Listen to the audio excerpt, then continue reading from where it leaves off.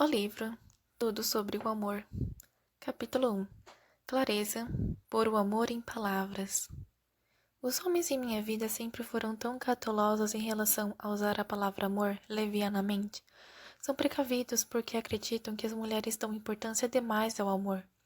E sabem que o que nós pensamos sobre o significado do amor nem sempre é o que eles pensam. Nossa confusão em relação ao que queremos dizer quando usamos a palavra amor é a origem de nossa dificuldade de amar. Se nossa sociedade tivesse um entendimento estabelecido quanto ao significado do amor, o ato de amar não seria tão confuso. As definições de amor nos dicionários tendem a enfatizar o amor romântico, definindo-o primeiro e principalmente como afeição profundamente terna e apaixonada por outra pessoa, especialmente quando há atração sexual. É claro que outras definições informam o leitor que tais sentimentos podem existir em um contexto não sexual. Entretanto, a afeição profunda não descreve de forma realmente adequada o significado do amor. A grande maioria dos livros sobre o amor se esforça para se esquivar de definições claras. Na introdução de Uma História Neutra, Natural do Amor, Diana Ackerman declara: o amor é o grande intangível. Algumas linhas depois ela sugere: todo mundo admite que o amor é maravilhoso e necessário, mas ninguém consegue concordar a respeito de sua definição. Timidamente acrescenta: usamos a palavra amor de um jeito tão desleixado que ela pode significar quase nada ou absolutamente tudo. Seu livro não traz qualquer definição que ajude alguém que queira aprender a arte de amar. Contudo, ela não é a única a escrever sobre o amor de forma a turvar o entendimento. Quando o próprio significado da palavra é coberto de mistério, não surpreende o fato de que a maioria das pessoas considere difícil definir a que elas se referem quando usam a palavra amor. Imagine quão mais fácil seria aprender como amar se começássemos com uma definição partilhada. A palavra amor é um substantivo, mas a maioria dos mais perspicazes teóricos dedicados ao tema reconhece que todos amaríamos melhor se não pensássemos o amor como uma ação. Passei anos procurando alguma definição significativa da palavra amor e fiquei profundamente aliviada quando encontrei uma no clássico de autoajuda do psiquiatra M. Scott Peck, A Trilha Menos Percorrida. Uma nova visão da psicologia sobre o amor, os valores tradicionais e o crescimento espiritual, publicado originalmente em 1978, reverberando o trabalho de Erich Fromm. Ele definiu o amor como a vontade de se empenhar ao máximo para promover o próprio crescimento espiritual ou o de outra pessoa. Para desenvolver a explicação, ele continua: o amor é o que o amor faz. Amar é um ato da vontade, isto é, tanto uma intenção quanto uma ação. A vontade também implica a escolha. Nós não temos que amar, escolhemos amar. Uma vez que a escolha deve ser feita para alimentar o crescimento, essa definição se opõe à hipótese mais amplamente aceita de que amamos instintivamente. Todo mundo que tenha testemunhado o processo de crescimento de uma criança desde o nascimento vê claramente que, antes de conhecer a linguagem, antes de reconhecer a identidade dos cuidadores, bebês reagem ao cuidado afetuoso. Em geral, eles respondem com sons e olhares de prazer. Conforme crescem, reagem aos cuidados carinhosos, retribuindo afeto, emitindo sons guturais diante da bem-vinda aparição de um cuidador. A afeição é apenas um dos ingredientes do amor. Para amar verdadeiramente, devemos aprender a misturar vários ingredientes: carinho, afeição, reconhecimento, respeito, compromisso e confiança, assim como honestidade e comunicação aberta. Aprender definições falhas de amor quando somos bem jovens torna difícil sermos amorosos quando amadurecemos. Começamos comprometidos com o caminho certo, mas seguimos na direção errada. A maioria de nós aprende desde cedo a pensar no amor como um sentimento. Quando nos sentimos profundamente atraídos por alguém, dedicamos energia mental e emocional à pessoa, isto é, a investimos de sentimentos e emoções. Esse processo de investimento em que a pessoa amada se torna importante para nós é chamado catexia. Em seu livro, Peck enfatiza corretamente que, em geral, se confunde a catexia com o amor. Todos sabemos que indivíduos que se sentem conectados a alguém pelo processo de catexia frequentemente insistem que amam outra pessoa, mesmo magoando-a ou negligenciando-a. O que eles sentem é catexia, mas insistem que é amor. Quando entendemos o amor como a vontade de nutrir o nosso crescimento espiritual e o de outra pessoa, fica claro que não podemos dizer que amamos se somos nocivos ou abusivos. Amor e abuso não podem coexistir. Abuso e negligência são, por definição, opostos a cuidado.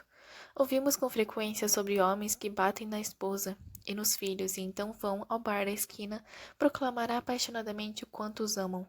Se você conversar com a esposa num dia bom, ela pode insistir que ele a ama, apesar da violência. A grande maioria de nós vem de famílias disfuncionais, nas quais fomos ensinados que não éramos bons, nas quais fomos constrangidos, abusados verbal e ou fisicamente, e negligenciados emocionalmente, mesmo quando nos ensinavam a acreditar que éramos amados. Para a maioria das pessoas, é simplesmente ameaçador demais aceitar uma definição de amor que não nos permitiria mais identificar o amor em nossas famílias. Muitos de nós precisamos nos apegar a uma ideia de amor que torne o abuso aceitável, ou que ao menos faça parecer que, independente do que tenha acontecido, não foi tão ruim assim. Criada numa família em que o constrangimento agressivo e a humilhação verbal coexistiam com muito afeto e cuidado, tive dificuldade de abraçar o termo disfuncional, uma vez que eu ainda me sentia e me sinto apegada aos meus pais e irmãos, orgulhosa de todas as dimensões positivas de nossa vida familiar. Não queria nos descrever usando um termo que dava a entender que nossa vida juntos tinha sido completamente negativa ou ruim. Não queria que meus pais pensassem que eu os menosprezava. Aprecio todas as coisas boas que eles concederam à família. Com a ajuda da terapia, fui capaz de ver o termo disfuncional como uma descrição útil e não como um julgamento totalmente negativo. Minha família de origem me proporcionou, ao longo da infância, um ambiente disfuncional, e essa situação não mudou. Isso não significa que não seja um ambiente no qual a afeição, o prazer e o cuidado também estão presentes.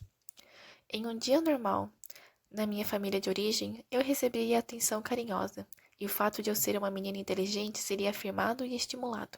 Então, horas depois, alguém me diria que era exatamente porque eu me achava tão esperta que provavelmente acabaria louca e internada no hospício onde ninguém iria me visitar. Não é surpreendente que essa estranha mistura de carinho e crueldade não tenha alimentado positivamente o desenvolvimento do meu espírito. Aplicando a definição de amor de pé que a experiência de minha infância no lar em que cresci, honestamente não poderia descrevê-la como amorosa.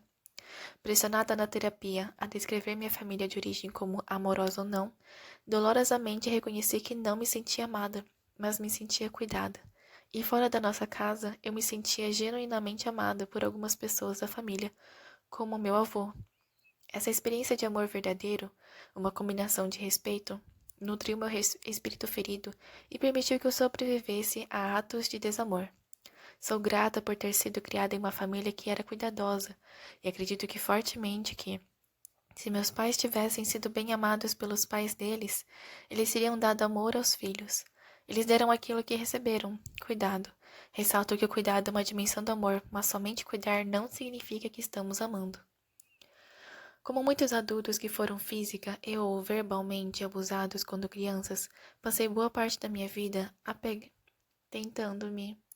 tentando negar as coisas ruins que haviam acontecido, tentando me apegar apenas às memórias dos momentos bons e deliciosos em que conheci o carinho. No meu caso, quanto mais bem-sucedida eu me tornava, mais queria parar de falar a verdade sobre a minha infância.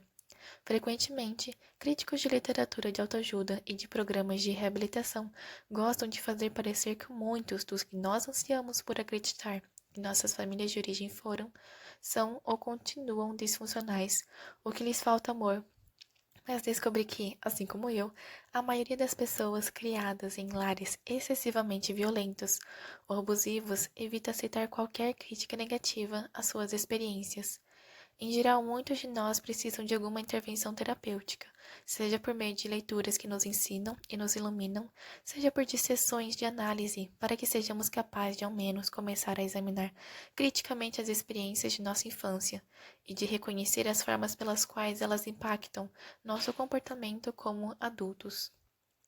A maioria de nós tem dificuldade de aceitar uma definição de amor que afirma que nunca somos amados em contextos nos quais existe abuso. A maioria das crianças abusadas física e ou psicologicamente foi ensinada pelos adultos responsáveis que amor pode coexistir com abuso, e em casos extremos, que o abuso é uma expressão de amor. Esse pensamento defeituoso com frequência molda nossas percepções adultas do amor. Então, assim como nós apegamos à ideia de que aqueles que nos machucaram quando éramos crianças nos amavam, tentamos racionalizar o fato de sermos machucados por outros adultos, insistindo que eles nos amam. No meu caso, muitas práticas de humilhação às quais fui submetida na infância continuaram em meus relacionamentos românticos adultos. Inicialmente, eu não queria aceitar uma definição de amor que eu me obrigaria a encarar a possibilidade de não o ter conhecido nos relacionamentos que eram mais importantes para mim. Anos de terapia e reflexão crítica me permitiram aceitar que não há um estigma associado ao reconhecimento da falta de amor nos relacionamentos mais importantes. E se o objetivo da pessoa é a autorrecuperação, o bem-estar de sua alma, confrontar o desamor de modo honesto e realista é parte do processo de cura.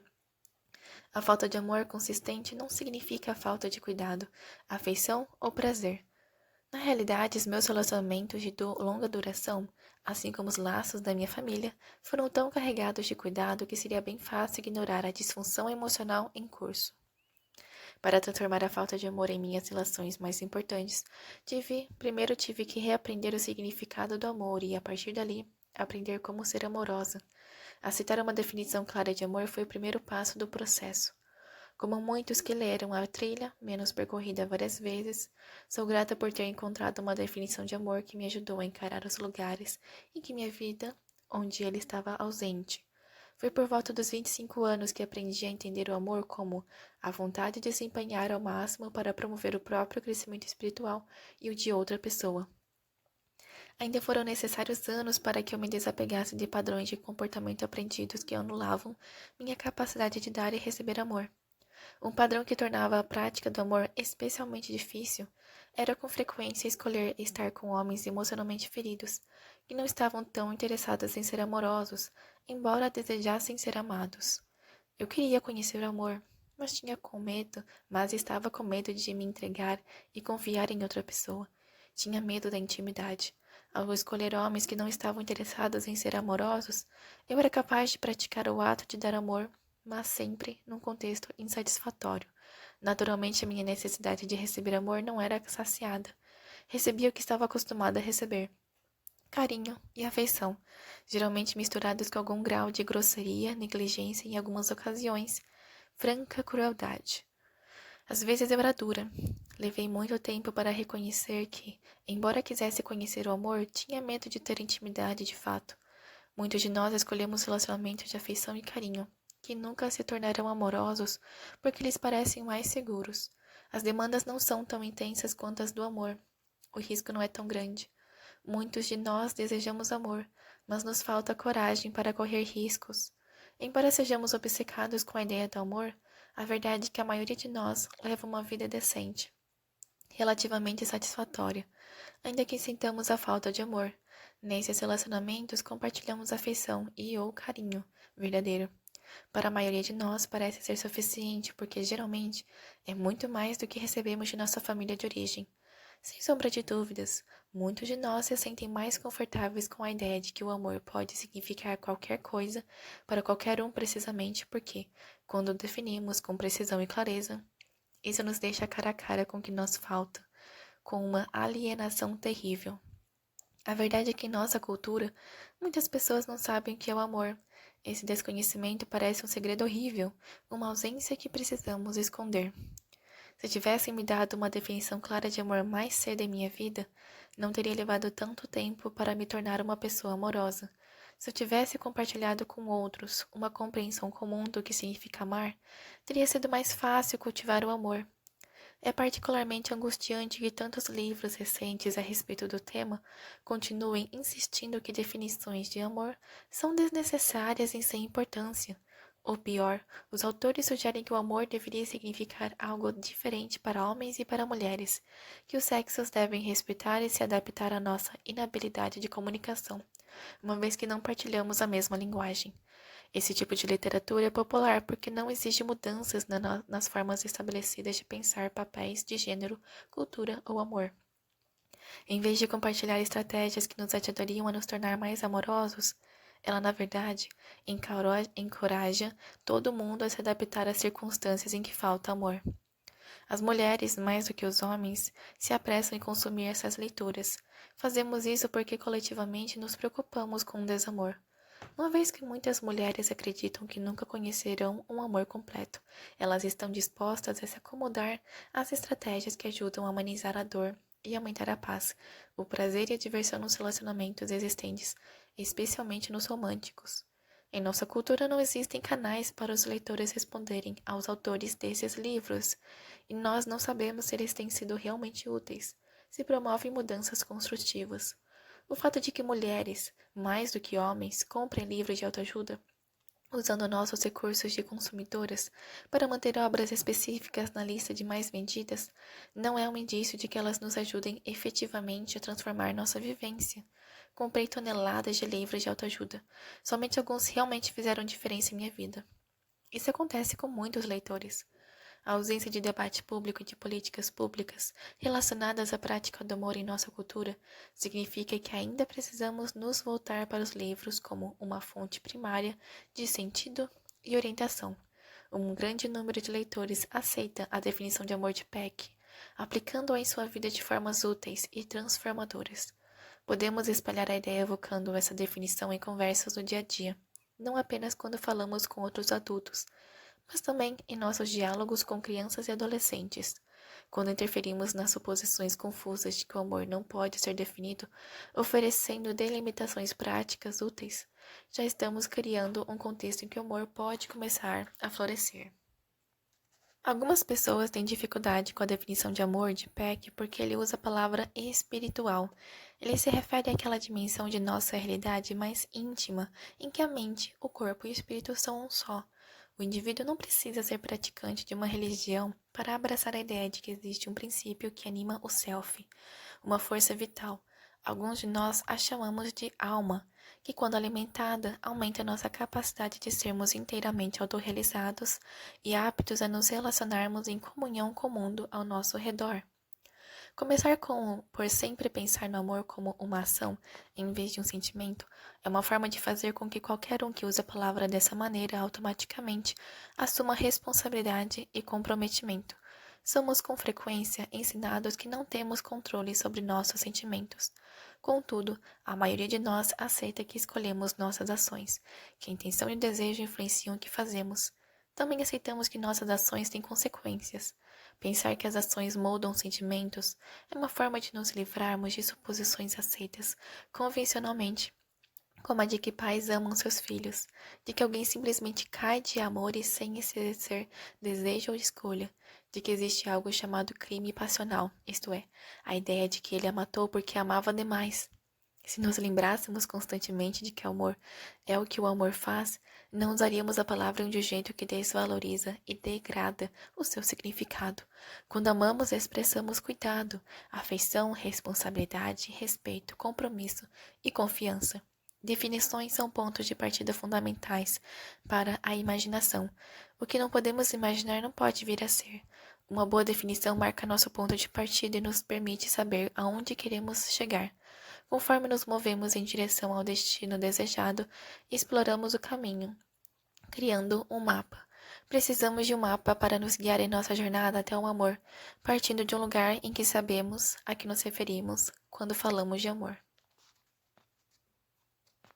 Capítulo 1. Clareza. Pôr o amor em palavras.